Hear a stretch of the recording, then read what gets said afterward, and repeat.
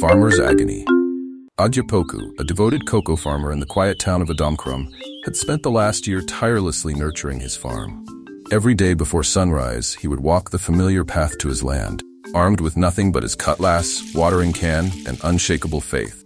The farm was his pride, his legacy, and his family's only hope. This year's harvest meant everything.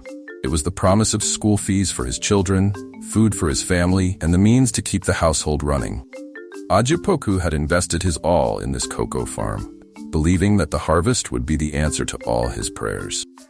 On a crisp Tuesday morning, with the sun just peeking over the horizon, Adjapoku set off to his farm with a spring in his step. As he approached, however, he noticed something unusual. The once serene environment was filled with the sound of clanging metal, the whirring of engines, and an unfamiliar stench in the air. His heart sank as he hurried forward, praying his fears were unfounded. But as he reached his farm, the sight that met him was unimaginable. The entire farm was destroyed, an unforgivable mess of uprooted trees, deep pits filled with murky water, and heavy machinery parked carelessly over what was once his treasured cocoa grove.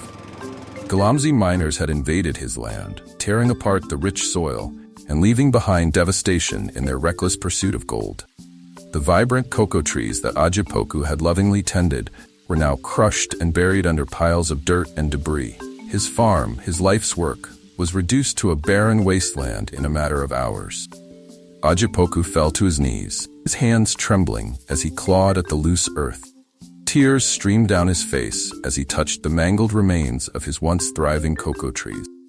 He had poured his heart, sweat, and soul into this farm, and now it was all gone. His dreams of selling his cocoa, paying his children's school fees, and ensuring his family's well-being were ripped away, replaced by the harsh reality of loss and despair. The weight of it all crushed him. Adjapoku's body shook as he wept uncontrollably, his cries echoing through the desolate land. Unable to bear the overwhelming grief, collapsed, his frail body finally giving in to the emotional torment.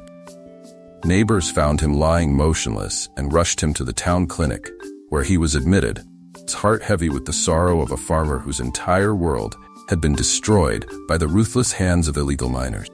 Adjapoku's tragedy was not just the loss of his farm, it was the loss of hope, the devastation of a family's future, and the heartbreaking cost of Galamsey on the lives of innocent, hardworking people. Illegal mining destroys more than land, it destroys lives.